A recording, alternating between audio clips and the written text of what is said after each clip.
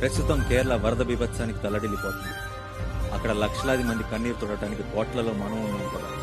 రండి, వాళ్ళకి సహాయం చేసే ఆసనాన్ని